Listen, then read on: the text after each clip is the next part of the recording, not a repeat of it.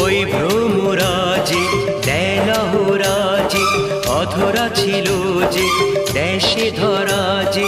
এই কি সে স্বপ্নের ওই ফাগুন